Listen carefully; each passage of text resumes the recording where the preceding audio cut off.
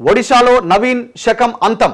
రాష్ట్రంలో తొలిసారి గద్దెనెక్కిన బీజేపీ 147 స్థానాలకు గాను 78 సీట్లలో గెలుపు. 24 ఏళ్ల బీజేడీ అప్రతిహత పాలనకు తెరపడ్డది. ఇది అందరూ దీని గురించి ఆలోచించట్లేదు, కానీ ఇది చాలా పెద్ద విషయం.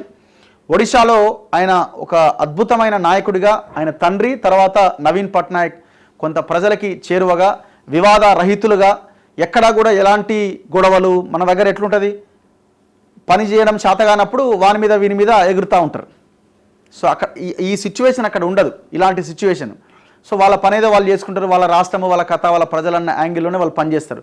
సో బేసిక్గా వాళ్ళు ఓడిపోవడానికి ప్రధానమైన కారణం ఏంటంటే కొంత ప్రజా వ్యతిరేకత ఉంటుంది. రెండోది ఆయన ఏజ్ కూడా పైబడ్డది.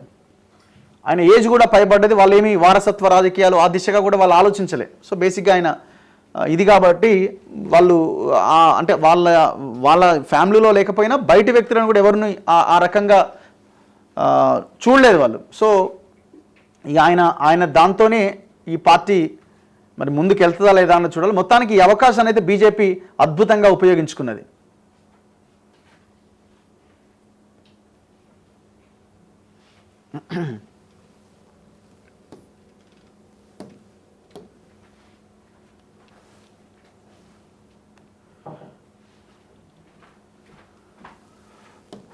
ఇక్కడ ఉండే కదా ఈ వార్త, చదువుదామని అంతే. నవీన్ పట్నాయక్ ఒడిశాలో కమల వికాసం. తొలిసారి రాష్ట్రంలో గద్దెనెక్కిన బీజేపీ ఇక్కడ 2019లో 23 స్థానాలు ఉండే, 2024 వచ్చేసరికి 75 స్థానాలు గెలిచింది.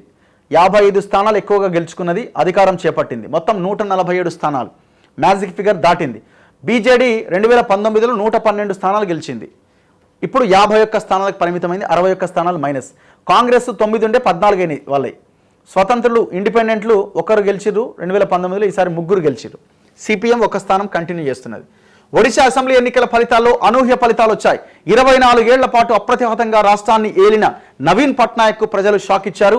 ముఖ్యమంత్రిగా 6వసారి ప్రమాణ స్వీకారం చేసి దేశంలోనే అత్యధిక కాలం సీఎంగా పనిచేసిన వ్యక్తిగా రికార్డు సృష్టించాలి అనుకున్న ఆయనకు నిరాశ మిగిలింది. అధికార బిజు జనతాదళ్ను బీజేపీ గట్టిగా దెబ్బకొట్టింది. గనులు, చిట్ ఫండ్ కుంభకోణంపై విచారణ కమిటీ నివేదికను దాచిపెట్టడం సహా పలు కీలక అంశాలను ప్రచారాస్త్రాలుగా వాడుకొని ఒడిశాలో తొలిసారి అధికార పీఠాన్ని కైవసం చేసుకున్నది.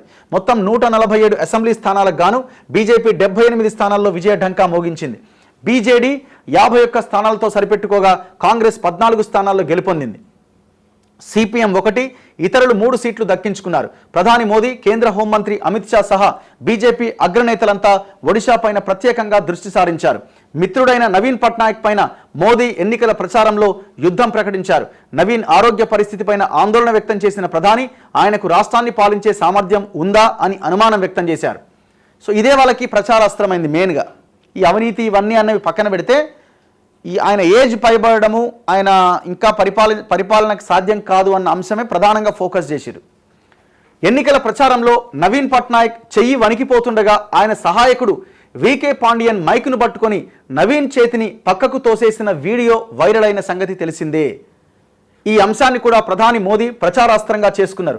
నవీన్ ఆరోగ్యం అంత వేగంగా ఎందుకు పాడైందని అనుమానం వ్యక్తం చేశారు. దీంతో ఆయనకు వయసు పైబడుతోందని, ఎక్కువ కాలం సీఎంగా కొనసాగలేరన్న సంకేతాలు ప్రజల్లోకి వెళ్లిపోయాయి. నవీన్ ఎక్కువగా ఆయన సహాయకుడు తమిళనాడుకు చెందిన వికే పాండియన్ పైన ఆధారపడుతున్నారన్న ఆరోపణలు కూడా చేశారు.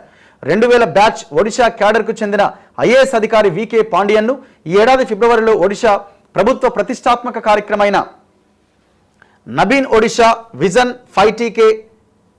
5Tకి కేంద్ర కేబినెట్ మంత్రి హోదాలో చైర్మన్గా నియమించింది.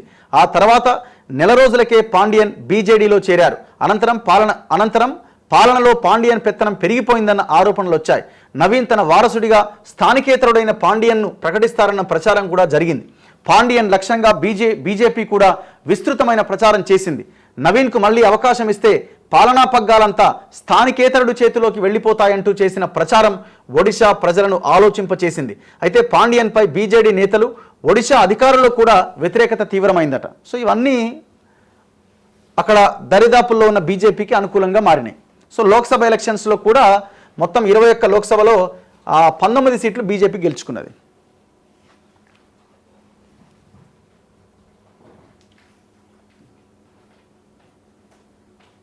చలో నెక్స్ట్ దిశ విషయానికి వద్దాం. దిశలో కూడా ఇవే వార్తలు మనకు ప్రధానంగా ఉన్నాయి.